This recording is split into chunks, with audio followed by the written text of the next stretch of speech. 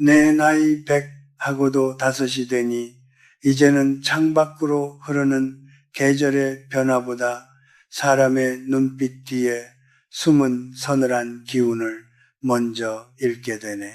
1920년에 태어나 일제강점기에 서슬퍼런 압박과 해방의 혼란, 그리고 동족의 가슴에 총부리를 겨누어야 했던 전쟁터의 비극을 온몸으로 겪어냈지. 배가 고파 산비탈의 흙을 씹어보던 그 처참한 가난의 기억부터 전후 복구의 소용돌이 속에서 대학 강단에 서서 수천 명의 제자에게 학문을 설파하던 화려한 시절, 그리고 이제는 적막한 서재에서 고독하게 죽음을 기다리는 이 순간까지 내가 100년 넘게 배운 단 하나의 진실은 인생은 결국 나로 돌아오는 긴 여정이라는 점일세. 수많은 인연이 내 곁을 스쳐 지나갔고 그 중에는 내 영혼을 살찌운 스승 같은 이도 있었지만 내 삶의 뿌리를 야금야금 갉아먹고 결국 독을 남기고 떠난 이들도 적지 않았네. 젊은 시절에 나는 그들을 정의나 의리라는 이름으로 품으려 애썼으나 100년을 넘게 살고 보니 그것이 얼마나 미련한 만용이었으며 자학이었는지 깨닫게 되더군. 자네는 아직 혈기가 왕성하고 사람에 대한 막연한 기대가 있겠지만 내 말에 귀를 기울여 보게. 인간은 본래 이기적인 존재라네. 이를 비난하기보다 자연의 섭리로 받아들일 때 비로소 자네의 영혼은 상처받지 않는 법을 배우게 될 걸세. 내 곁에 두면 결국 자네의 삶을 무너뜨릴 독이 되는 사람들을 구별하는 첫 번째 기준은 그가 나의 성취를 대하는 태도에 있네. 자네가 좋은 일이 생겼을 때 진심으로 손을 맞잡고 축하해주는 일을 찾기는 가물에 콩 나듯 어렵다는 사실을 명심하게. 1970년대 내가 한창 학문적 성취를 이루고 나라의 부름을 받아 중요한 직책에 올랐을 무렵 내 주변에는 형님 아우 하며 따르던 이들이 구름처럼 몰려들었지. 하지만 정작 내가 정치적 외풍에 휘말려 직위에서 물러나고 가세가 기울자 그들은 가장 먼저 나를 비난하는 선봉에 섰다네. 그들은 자네가 잘 나갈 때는 그 광채를 조금이라도 나누어 가지려 하지만 자네가 조금이라도 비틀거리면 자신들의 초라함이 부각될까 두려워 가장 먼저 돌을 던지는 법일세. 특히 은근히 자네의 기운을 꺾는 이들을 경계하게.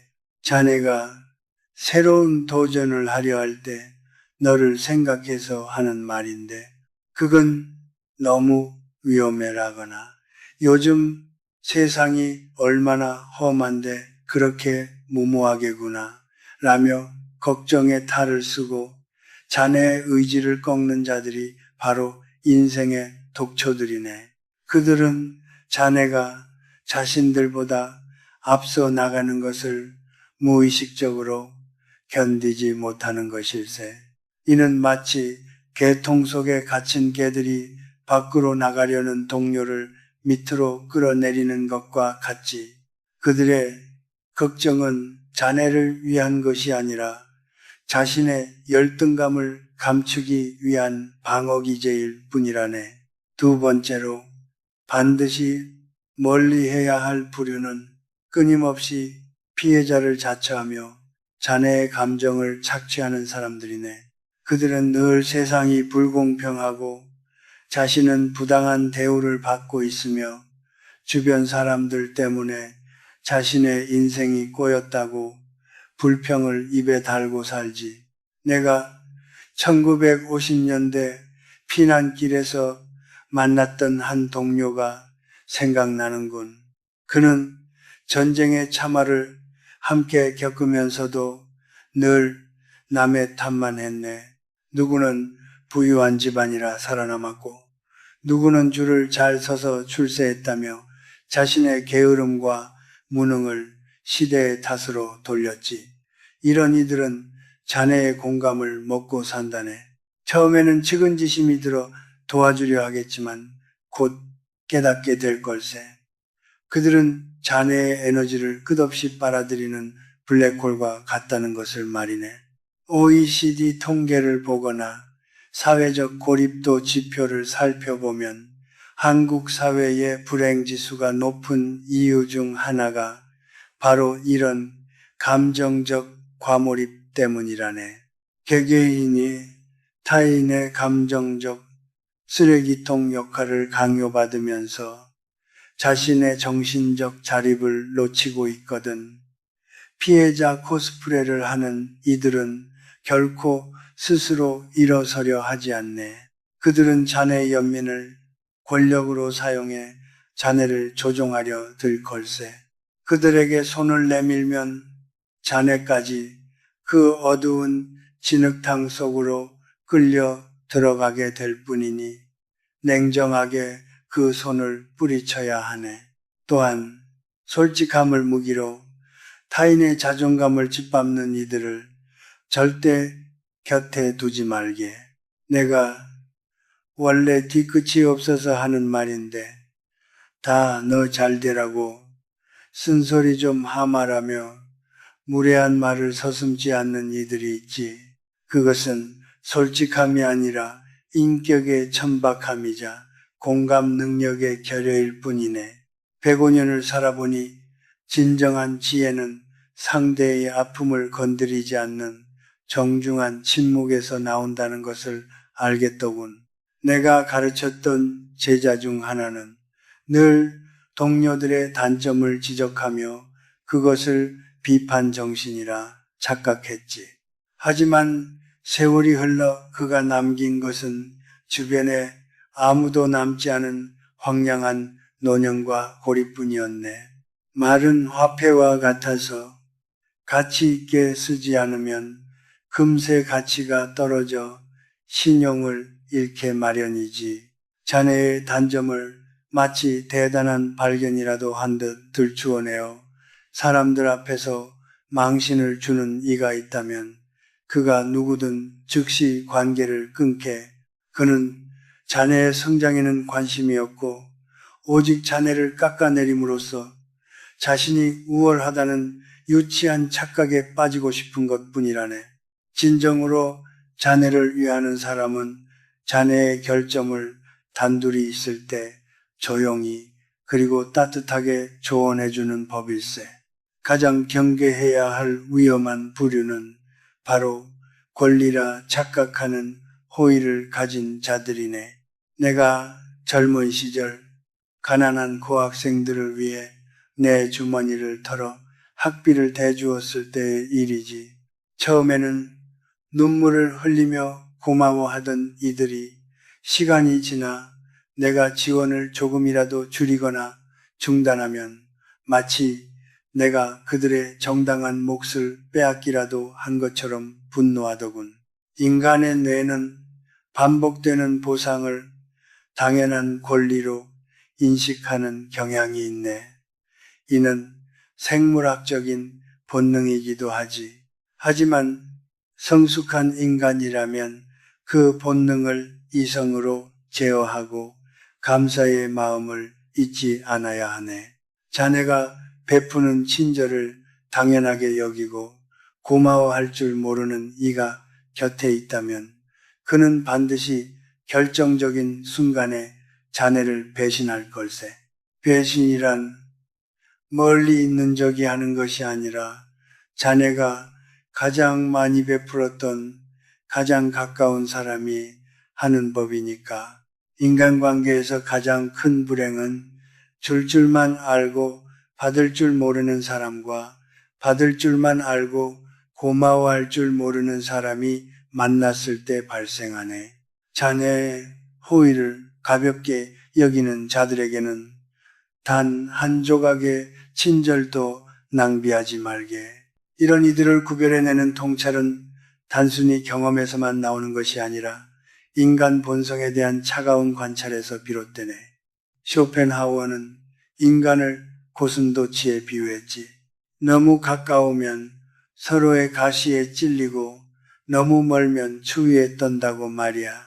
이 적당한 거리를 유지하는 것이 인생의 가장 큰 숙제라네.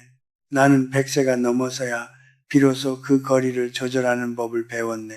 사람들은 흔히 마당발이 성공의 지름길이라 생각하고 인맥을 쌓으려 혈안이 되지만 사실 인간관계의 양보다는 질이 그리고 무엇보다 나 자신의 독립성이 중요하네.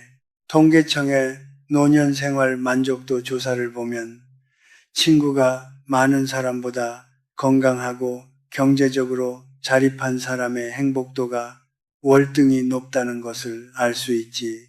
내 곁에 독이 되는 사람들을 두고 전전긍긍하며 그들의 비위를 맞추느라 시간을 낭비하기엔 자네의 인생은 너무나 짧고 귀하네. 105세인 내가 보기에 자네가 보내는 하루하루는 순식간에 사라지는 찰나의 불꽃과도 같네. 자네 착한 사람이 되려 애쓰지 말게. 착한 사람이 되려 한다는 것은 타인의 기준에 나를 맞추겠다는 비겁한 선언일 수도 있네. 대신 지혜롭고 단단한 사람이 되게. 자네의 친절은 자격이 있는 사람에게만 허락되는 고귀한 특권이어야 하네. 아무에게나 꽃향기를 내뿜는 꽃은 금방 시들어버리지만 자신만의 깊은 향기를 간직한 나무는 천년을 간다네. 내 105년의 세월을 걸고 단언컨대 독이 되는 사람들을 쫓아내는 것만으로도 자네 인생의 고통 중 80%는 사라질 걸세. 나머지 20%는 자네 스스로 해결해야 할 삶의 본질적인 고독과 노화, 그리고 죽음에 대한 숙제들이지. 타인의 소음에서 벗어나야 비로소 자네 내면의 소리가 들리기 시작할 것이네. 결국 인생은 홀로 서는 법을 배우는 장엄한 과정이라네. 105세가 된 지금 내 곁에는 아주 소수의 사람만이 남았네.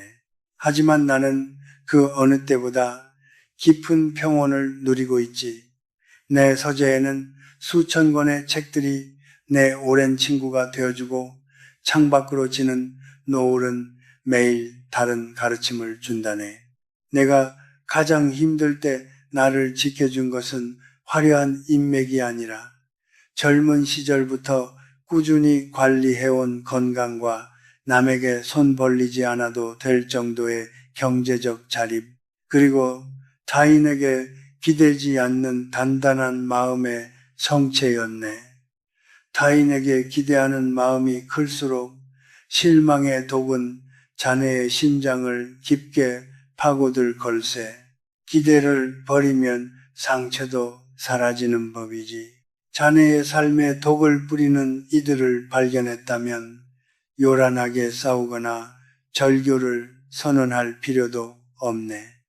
그저 조용히 가랑비에 옷 젖지 않게 거리를 두게나 연락의 빈도를 서서히 줄이고 그들에게 자네의 속내나 비밀을 절대 공유하지 말며 자네만의 단단한 경계를 구축하게.